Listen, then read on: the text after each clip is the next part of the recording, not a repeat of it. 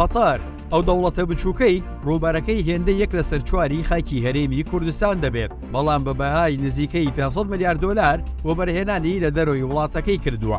ساڵی 2005 دەسەڵاتدارانی قەتەر بیریان لەوە کردەوە ئابووری وڵاتەکەیان فرەچەشن بکەن، بۆ ئەو مەبەستەش لە جاتی ئەوەی تەنها پشت بە داهاتی ناوخۆ، داهاتی نەوت و وەبەرهێنانی ناوخۆ ببەستن، بڕیاریاندا وەبەرهێنانی گەورە لە دەروی وڵات و لە ئابووریە بەهێزەکانی جیهاندا بکەن. لەو پێناوەدا سندوقێکیان دروست کرد بە ناوی دەسەڵاتدارێتی وەبەرهێنانی قەتار یان سندوقی سامانی سەروەری.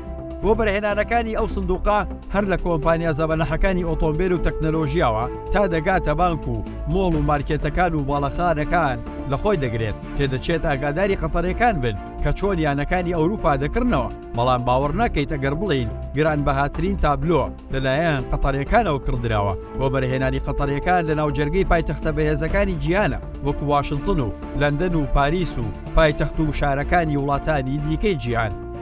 وەبەرهێنانەکانی قەتار لە وڵاتان لە ناوجەرگەی پایتەختی ئەمریکا واشنگتن دیسی قەتەریەکان وەبەرهێنانی خانوبەرەیان دەست پێ کردووە، بۆ ئەو مەبەستەش بڕی 700 ملیۆن دلار وەبەرهێنان دەکەن.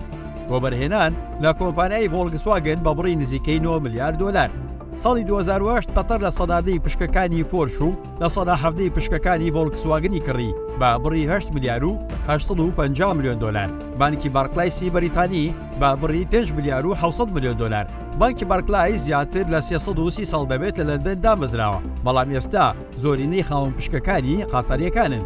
براندی هارۆدس بە نزیکەی 2 ملیار و 300 ملیۆن دلار. زنجیرە براندەکانی هارۆدس کە 330 دوکان و براندی هەیە لە ساڵی 2010دا قەتەریەکان کڕیان. لە ناوجەرگەی نیویۆرک وەبەرهێنانی قەتەری 9.9 لە سەدی پشکەکانی کۆمپانیای ئیمپایەستەیتی کڕیوە. هەرە کۆمپانیایە خاوەنی باڵەخانەی ئیمپایەستەیتە کە یەکێکە لە دیارترین باڵەخانە هەوربڕەکانی جیهان لە نیویۆرک. قەتار گەورەترین خاوەن پشکی دووەم گەورەترین زنجیرە سوپەرمارکێتەکانی بەریتانیایە بە ناوی سەیسبێری، بە شێوەیەک کە لە ساڵی 2010دا بە 4 ملیار و 200 ملیۆن دلار ڕێژەی 26 لە سەدی پشکەکانی ئەو زنجیرە مارکێتەیان کڕیوە.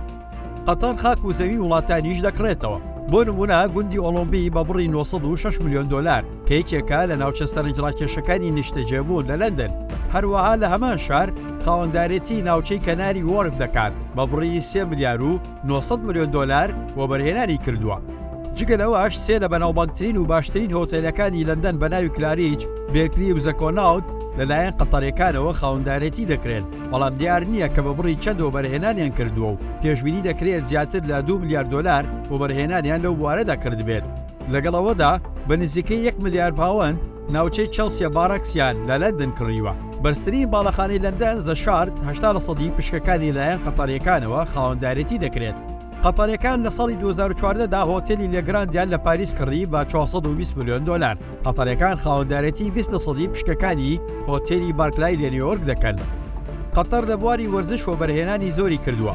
لە ساڵی 2011ەوە خاوەندارەتی زۆرینەی پشکەکانی یانی پاریس سان جەرمەن دەکات و لەو کاتەوە پشکی چەندین یاری دیکەی ئەوروپای کڕیوە تاوەکو میوانداریکردنی جامی جیهانی.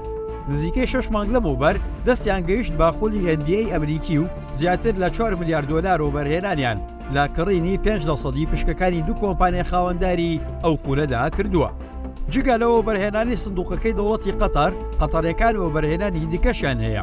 فاشن گروپی ڤالەنتینۆ لە ئیتالیا بە 865 ملیۆن دلار کۆمپانیایەکی نزیک لە خانەوادەی شاهانەی قەتەر کڕیوێتی.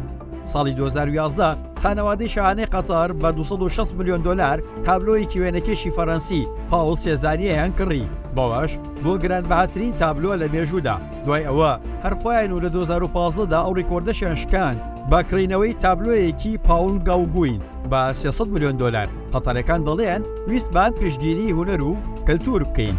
قەتەر لەسەر ئاستی جیهان هێندە بەهێز بووە کە هاوڵاتیانی دەتوانن بەبێ ڤیزایان لە کاتی گەیشتن یان بە ڤیزای ئەلکترۆنی گەشت بۆ 116 وڵات بکەن و لەسەر ئاستی جیهان پاسپۆرتەکەی لە پلەی 43میندایە. هەرچەندە قەتەر لە ڕووی سیاسی و دنیابینەیەکی جیاوازی هەیە بەراورد بە سعودیا و ئیمارات و دراوسێکانی دیکەی لە کەنداوی عەرەب و وڵاتانی خۆرەڵاتی ناوەڕاست، بەڵام هێشتا پێگەیەکی سیاسی بەهێزی هەیە.